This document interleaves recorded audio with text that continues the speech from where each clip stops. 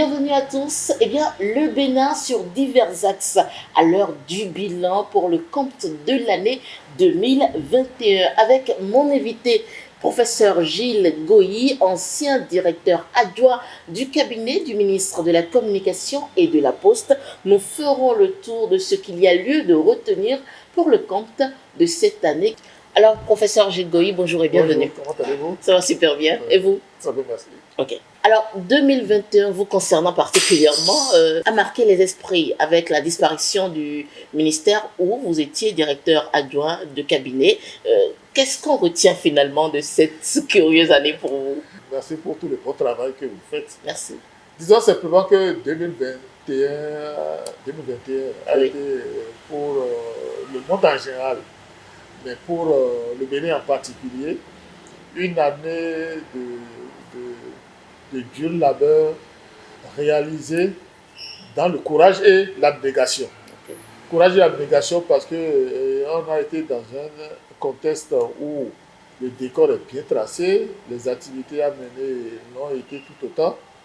Il fallait nécessairement maintenir le cap, aller de réforme en réforme, de restructuration en restructuration. Et c'est dans le cadre de ce mot puissant, restructuration, qu'il faut percevoir la disparition du ministère de la Communication de la Poste. J'ai eu à l'expliquer sur plusieurs plateaux de télévision en disant qu'il ne s'agit pas d'une sanction pour déficit de performance, mais il s'agit plutôt d'une restructuration stratégique, d'une restructuration fonctionnelle pour permettre à toutes les institutions de l'État d'être au mieux de leur diapason. Comme vous le savez, le président de la République l'a brillamment expliqué le jour de ce remaniement en disant qu'il n'y a pas eu de démérite quelque part, mais c'est pour permettre à notre institution, la HAC par exemple, d'être beaucoup plus performante. Donc il n'y a pas de souci par rapport à ça. Pour dire simplement que c'est dans le souci de toujours faire mieux que quelques douleurs, quelques grincements de dents ont été observés, comme partout dans le monde, comme partout ailleurs. Et moi, je crois que c'est le bon cap qui est en train d'être maintenu. Et justement, par rapport à ce secteur-là de la communication, est-ce que vous pensez que, en expliquant que c'était pas pour démérite que le ministère a été sucré et que c'était pour renforcer la haute autorité de l'audiovisuel et de la communication, est-ce qu'aujourd'hui, après quelques mois, vous pensez que tout est en train d'aller dans le bon sens?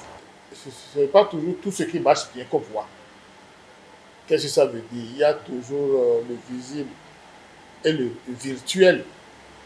Le visible et l'invisible qui pourtant continuent de faire beaucoup de bien.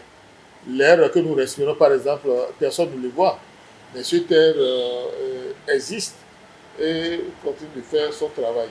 Pour ce qui est de la communication, si on ne l'explique pas, les gens ne le perçoivent pas assez. Beaucoup ont pensé que la communication a totalement disparu du contexte béninois. Non, il y a toujours un ministère qu'on appelle le ministère de la digitalisation et de la communication, l'ancien ministère de l'économie numérique. Donc il y a toujours un volet, je vais pas dire invisible, c'est-à-dire virtuel, et qui est toujours là dans la dénomination du ministère de la digitalisation et communication. De telle sorte qu'il est impensable, d'envisager la disparition du mot communication du fonctionnement de chaque État, de n'importe quelle république, tout en sachant que le mot communication, le secteur communication, c'est un secteur qui a beaucoup évolué depuis les deux guerres mondiales, depuis la Première Guerre mondiale jusqu'à la Deuxième Guerre mondiale, où c'était beaucoup plus l'aspect propagande, l'aspect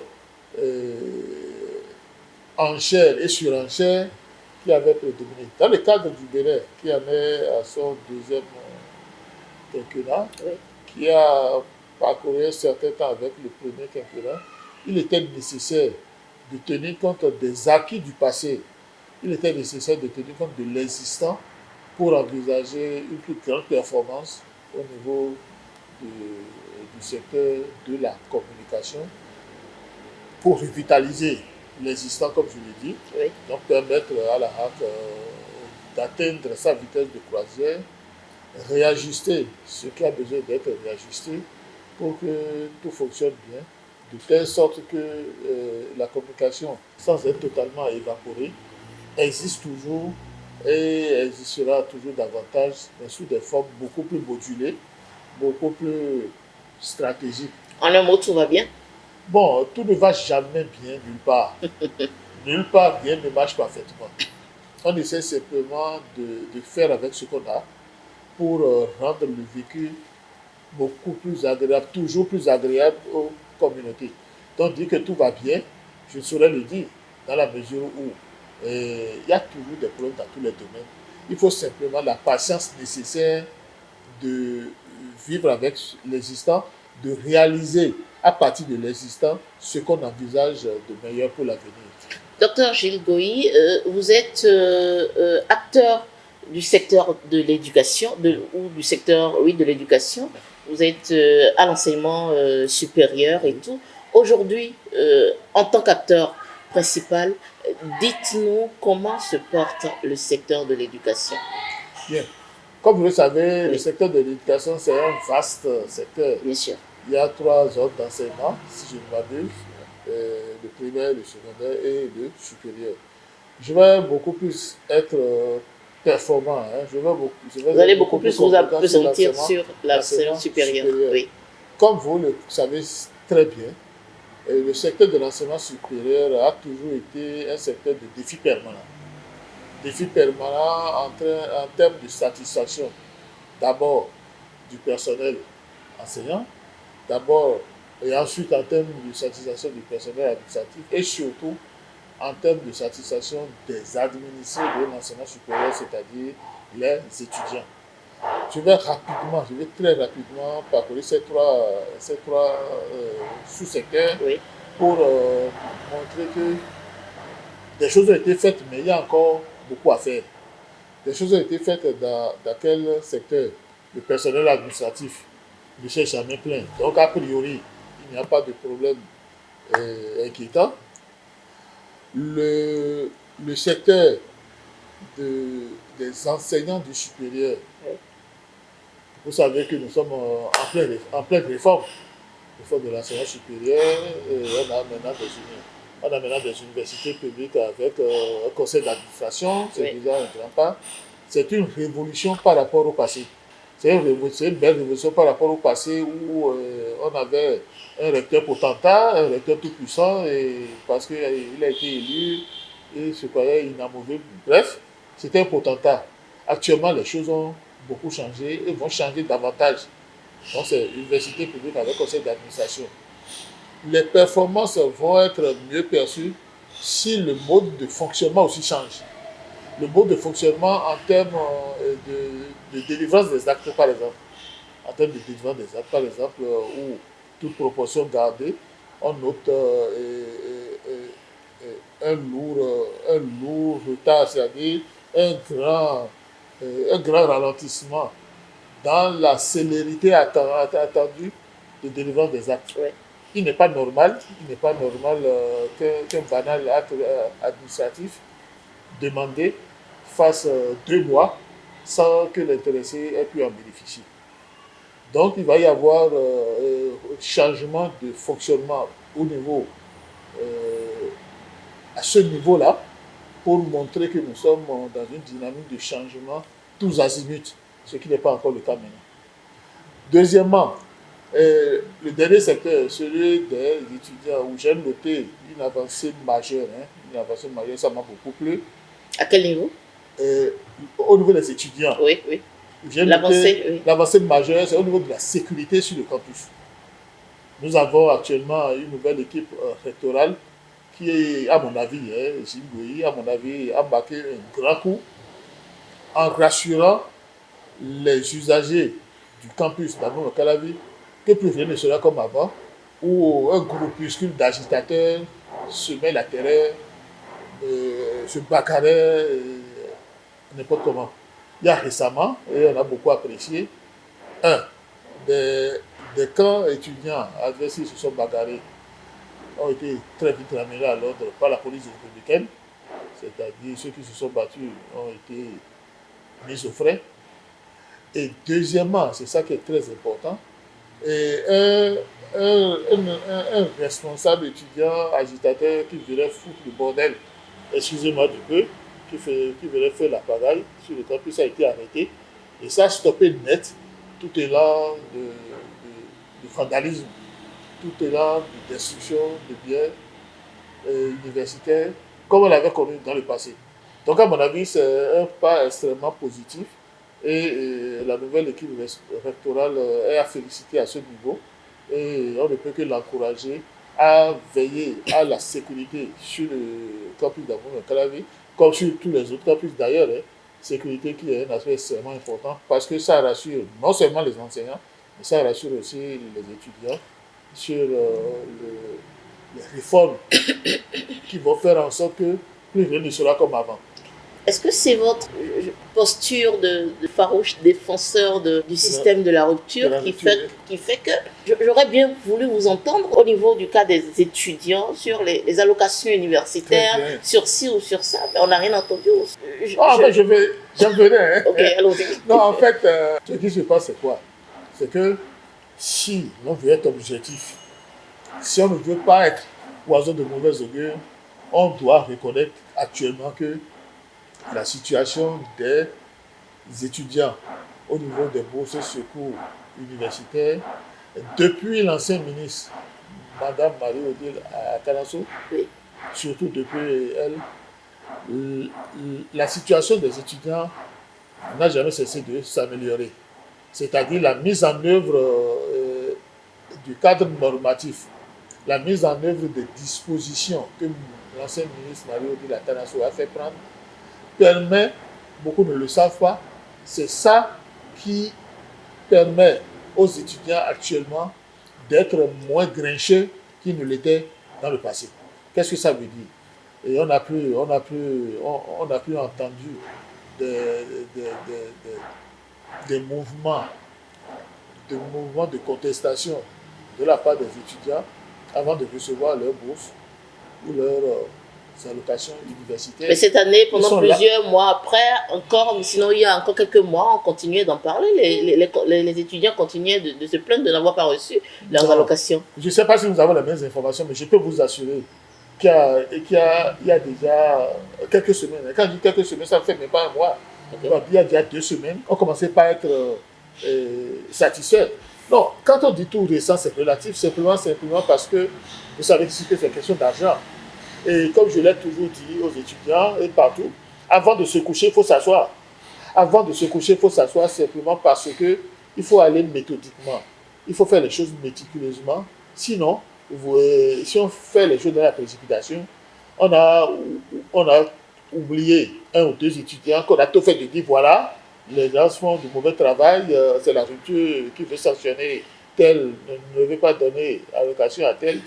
De telle sorte que c'est dans ce souci de méthode et de méthodologie rigoureuse dans l'action, c'est ça qui a fait qu'il y a eu un léger retard. Mais à quel prix? Parce que être étudiant sur les campus nationaux, c'est une question de survie au quotidien.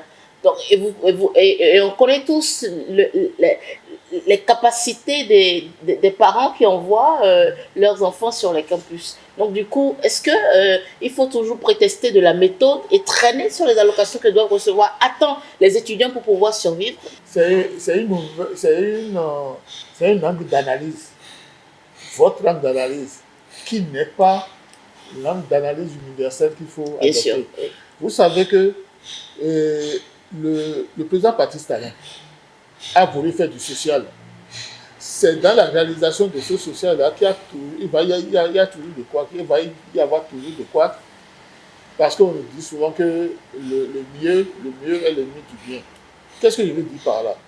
La situation du Bénin, au niveau de l'enseignement, en considérant l'enseignement supérieur, est beaucoup plus enviable que dans d'autres pays de la sous-région.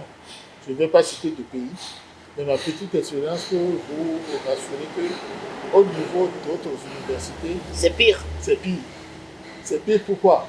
C'est pire simplement parce que le président Patrice Talon, dans ce domaine, a voulu embrasser, a voulu conforter le volet social de l'enseignement supérieur. Vous savez que dans d'autres pays, que je ne vais pas citer, dans d'autres pays de la sous-région, il n'y a même pas d'allocation universitaire. Dans d'autres pays de la sous-région, il n'y a même pas de bourse aux étudiants. Chacun se débrouille. Ça veut dire quoi? Ça veut dire que c'est dans la perspective, dans ces pays, c'est dans l'optique de dire, ah, vous avez choisi de venir à l'université, vous assumez. Mais le président Patrice Talon a dit non. Le Bénin a dit non. Chacun doit bénéficier du principe de la capillarité sociale. Le principe de la capillarité sociale qui veut que même le fils du forgeron, qui veut que même le fils du paysan puisse avoir des chances d'accéder au haut savoir comme le fils du milliardaire envoyé à l'université.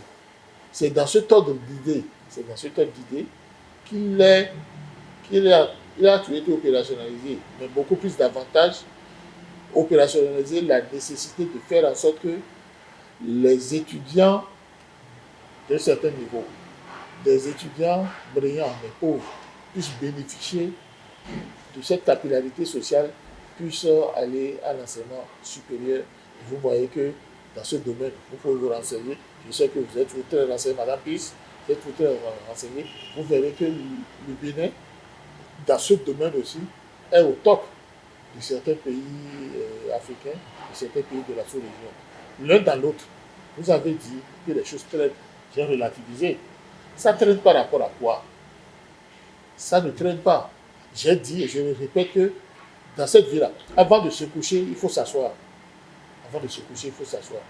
Avant d'être assuré que les étudiants qui doivent bénéficier et des bourses et des allocations universitaires, que tous ces étudiants en bénéficieront, il est nécessaire de faire les choses méthodiquement. Vous n'entendrez jamais, je dis bien, vous n'entendrez jamais qu'après le paiement des bourses ou des allocations universitaires, il y a murmure simplement parce que certains ont été mis sur le carreau, certains ont été oubliés. Non.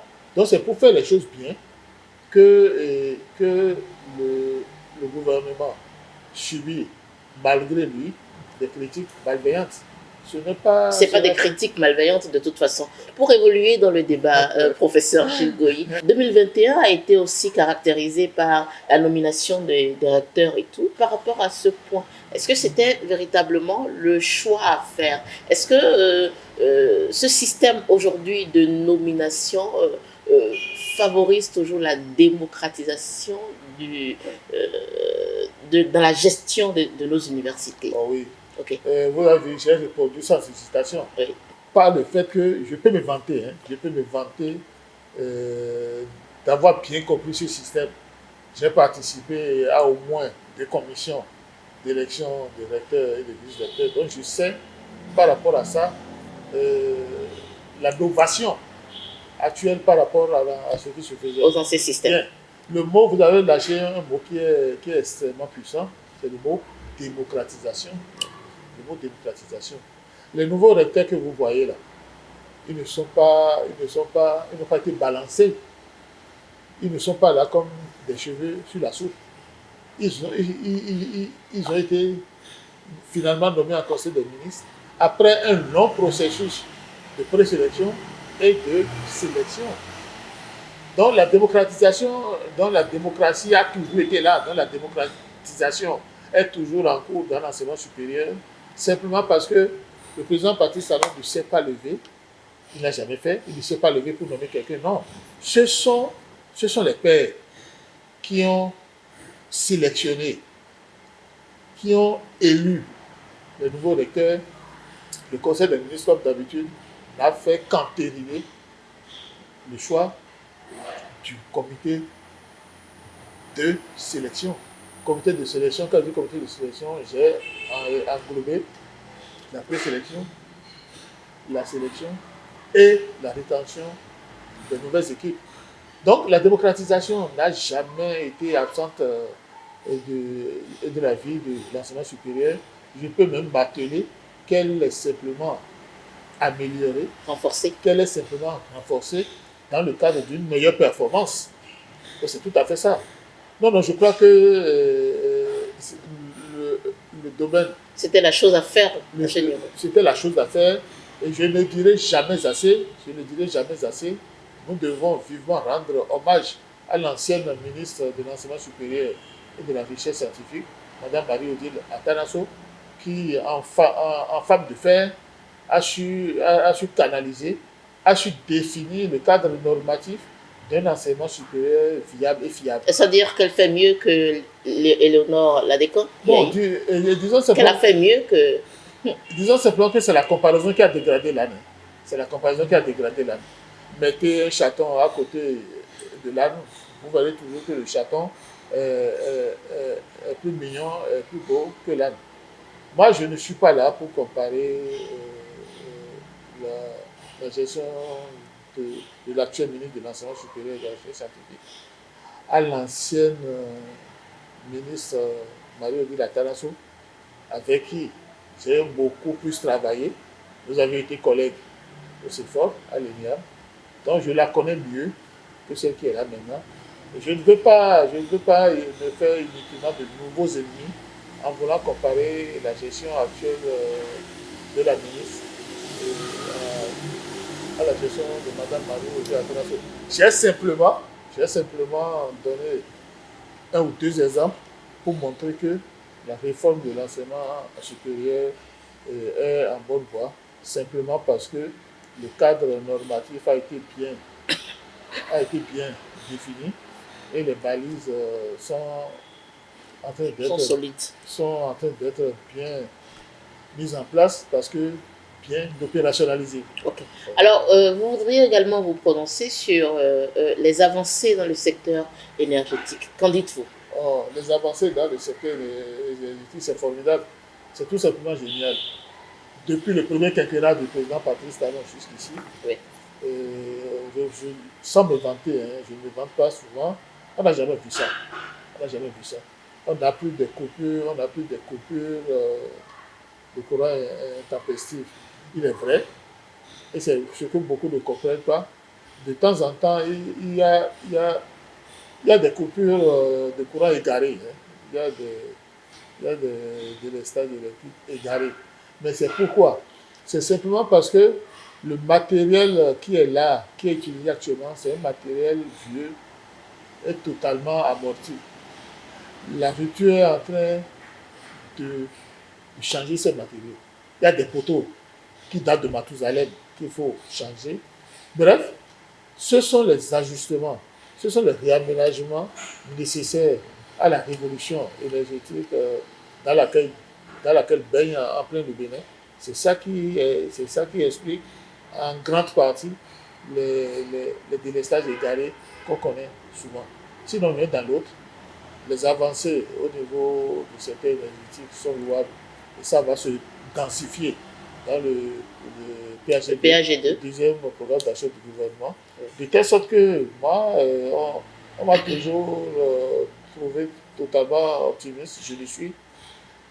L'espoir est permis, puisque le PAG2 va renforcer, va densifier les acquis du PAGE à la grande satisfaction des communautés béninoises qui en ont grand besoin. Parlons des mesures sociales aujourd'hui sous le gouvernement de la rupture, et essentiellement en 2021. Nous allons du PAG1 au PAG2. Nous sommes passés du social au hautement social. Aujourd'hui, qu'est-ce qu'on dit? Nous sommes passés du social. Nous rentrons de plein pied dans le hautement social. Le hautement social qui s'est déjà annoncé à corps et à cri. Je vais vous donner juste un petit exemple. Allons-y. Imparable, inattaquable. Prenez par exemple le nouveau code des impôts. Ok. Ce document formidable sorti par la Direction générale des impôts. Je ne sais pas si vous avez eu le temps de parcourir ça. Moi, je n'ai pas tout lu, mais il y a un aspect qui vous concerne. Il y a un aspect qui me concerne. Il y a un aspect qui concerne le peuple béninois. les réductions des impôts qu'on payait, Oui. les impôts qu'on payait et dont on ne connaissait pas les destinations. Les destinations sont très claires maintenant. Les réductions d'impôts, les abattements ou bien les suppressions de certains impôts sont réels, sont visibles. Au niveau des taxes, il y a plein d'exemples. Hein. Par exemple, il y a des impôts qui ont carrément disparu. De telle sorte que l'un dans l'autre, pour ceux qui ont un moyen de déplacement, on va sentir, comme on le dit, on va sentir une nette amélioration par rapport à la capacité du citoyen à être satisfait de sa fiscalité. Un. Deuxièmement, comme avant même la vulgarisation du PHG2, des signes avant-coureurs ont été notés. Par exemple, les cantines scolaires, des mesures sont déjà prises. D'ailleurs, la rentrée a eu lieu sans aucun couac au niveau de la disponibilité des vivres, au niveau du manger pour les enfants. Vous savez que ce programme a eu un succès éclatant, succès fulgurant, que l'on a immédiatement ressenti au niveau des résultats scolaires. Donc, le gouvernement a pris les mesures, le gouvernement a pris les dispositions nécessaires pour qu'il n'y ait jamais de flottement à ce niveau-là. Et ça va continuer. Les exemples sont légion, ça foisonne. Les acquis du PAG1 sont en train d'être renforcés en termes de marché, en termes d'infrastructures économiques, en termes de construction de stades. Bref, les efforts déjà fournis vont être résolument maintenus et améliorés, de telle sorte que voilà un ou deux exemples banals du passage du social au retournement social, dont vous allez voir la livraison dans quelques mois, puisque à partir du 1er janvier 2022, le PAG2 va densifier, j'insiste sur le mot densifier, va densifier ces interventions sur le terrain. Donc finalement, avec tous nos espoirs, le panier de la ménagère sera bientôt plus fourni. J'adore bien cette expression-là, ce sera bientôt plus fourni, parce que contrairement à ce que les gens ont toujours balancé, contrairement à ce que les oiseaux de mauvaise augure ont toujours vociféré, le panier de la ménagère béninoise n'a jamais été vidé. J'ai fait plein de publications sur ça, mais comme on le dit, il n'y a pas pire sourd que celui qui ne veut pas entendre, il n'y a pas pire aveugle que celui qui ne veut pas voir. Le panier de la ménagère n'a jamais été vide. Le panier de la ménagère a simplement été davantage discipliné pour éviter la gabégie, pour éviter le désordre qu'on entendait. Les gens avaient trouvé cette astuce pour dénigrer, à savoir que oui, parce que l'argent ne circule pas, le panier de la ménagère est vide. Ce qui m'amène d'emblée à poser la question, ou ce qui a amené d'emblée à poser la question de savoir quel est cet argent qui ne circule plus. Quel est cet argent qui ne circule plus. Vous connaissez, vous, depuis que le président Patrice Talon est là, vous n'avez jamais entendu que le salaire a eu un retard. C'est faux. Au plus grand tard, hein, et j'affirme, au plus grand tard. Mais combien de Béninois sont payés par l'État? Oui, mais dans quel pays... Le secteur informel est ce qu'il est aujourd'hui. Dans quel pays vous avez jamais vu tous les travailleurs d'un pays? Professeur Gilles Goyi, on n'a jamais demandé que tous les travailleurs soient du secteur public. Mais c'est un peu trop facile pour vous, ardents défenseurs de la rupture, de nous sortir à chaque fois l'argument des salaires qui sont payés régulièrement, alors qu'on sait le nombre de personnes qui sont employées par l'État. Oh, je vous remercie beaucoup pour cette question. Je vais simplement vous répondre en disant que chacun gratte la partie qui le démange. Chacun gratte la partie qui le démange. La partie que moi je maîtrise le mieux, c'est le secteur des agents publics, le secteur de l'État. Je ne suis pas dans le privé pour vous parler de la dynamique en cours dans ce secteur-là. Mais je suis conforté de savoir, pour avoir plein d'amis qui sont dans le secteur privé, je suis conforté de savoir que ce n'est pas la galère là-bas. Les engagements des employeurs, les employeurs tiennent leurs engagements de telle sorte que, à devoir accompli, doit bénéficier, c'est vraiment parce que dans le secteur privé, quand vous faites ce que vous devez faire, à la fin du mois, vous avez votre salaire. De telle sorte que, toute proportion gardée, je peux étendre cette affirmation que je fais du secteur public au secteur privé en disant que, aussi bien dans le secteur public que dans le secteur privé, les travailleurs ont régulièrement leur rémunération, ce qui leur permet de vivre. Et je finis en disant que j'ai parlé d'amélioration, c'est que désormais, là, avec la rupture, il n'est plus possible de vivre au-dessus de ces moyens. Parce qu'il n'y a plus rien à voler. Professeur Gilles Goyi, nous allons clore cette émission, mais pas avant d'avoir parlé des projections pour 2022, vos espoirs pour 2022. Très bien, merci. Oui. Nous avons déjà effleuré cette projection en anticipant sur le PAGD. Oui. La projection, toute projection sera uniquement basée sur la vulgarisation du PAGD dans son contenu. Oui. Parce que c'est sur cette base-là que le second quinquennat du président Patrice Talon va être apprécié comme le premier. Bien sûr. Qu'est-ce qui est prévu dans chaque secteur ou dans d'autres secteurs?